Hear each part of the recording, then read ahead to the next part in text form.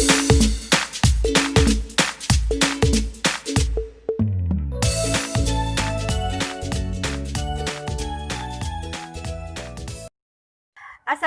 warahmatullahi wabarakatuh. Perkenalkan, nama saya Hasliani dengan NIM 19.19001.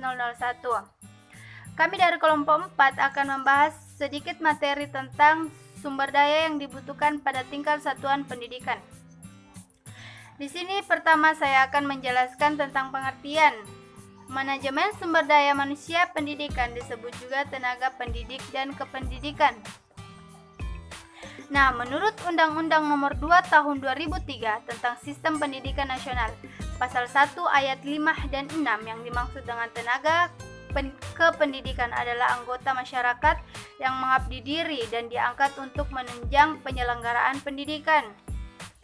Sedangkan pendidik adalah tenaga kependidikan yang berkualitas.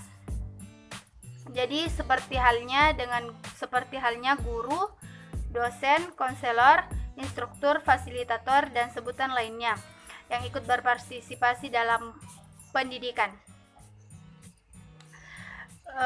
Sedangkan dalam organisasi pendidikan, pengertian dari tenaga pendidik dan kependidikan merupakan sumber daya manusia potensial yang turut berperan dalam mewujudkan tujuan pendidik nasional.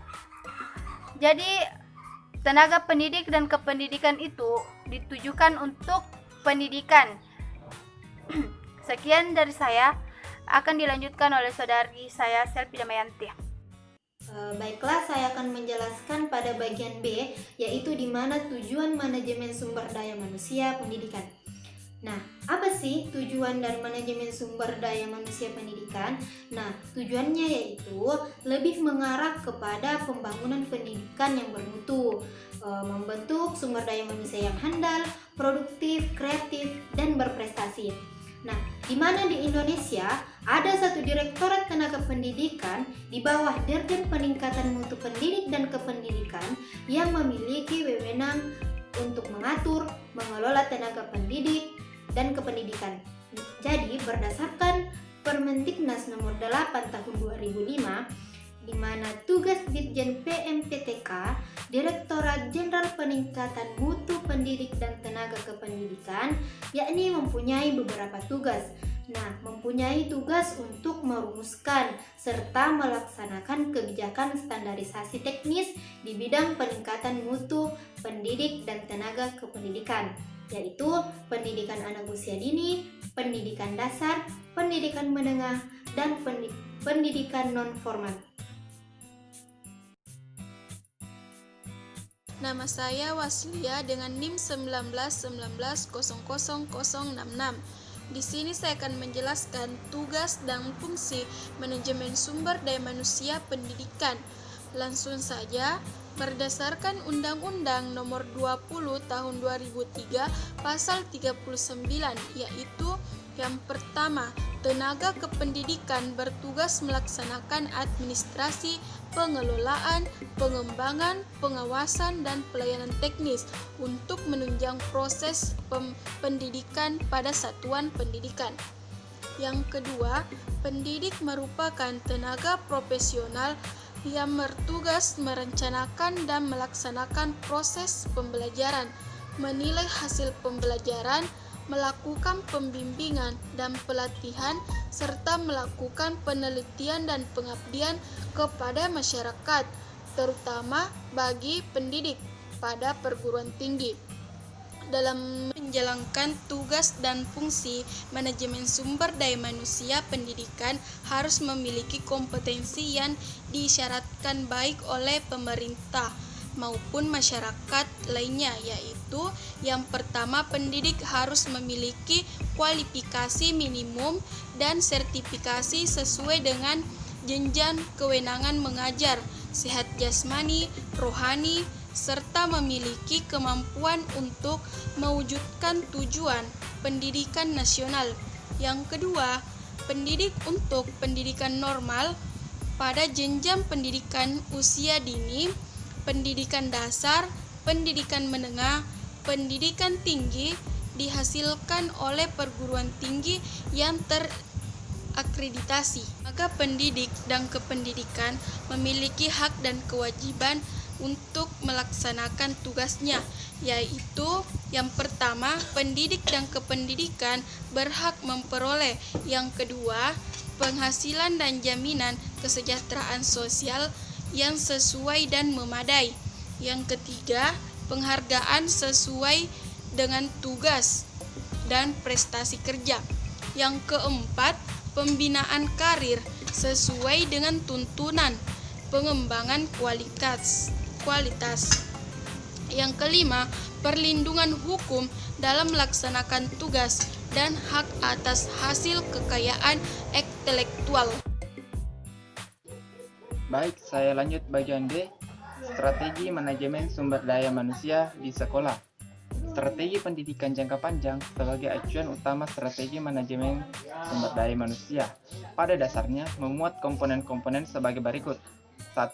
Rumusan filsafat pendidikan.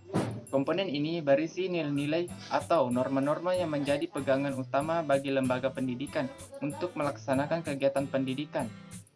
Norma-norma itu memberikan gambaran tentang dasar dari eksistensi lembaga pendidikan. Yang kedua, rumusan tentang identitas, tujuan, dan sarana pendidikan.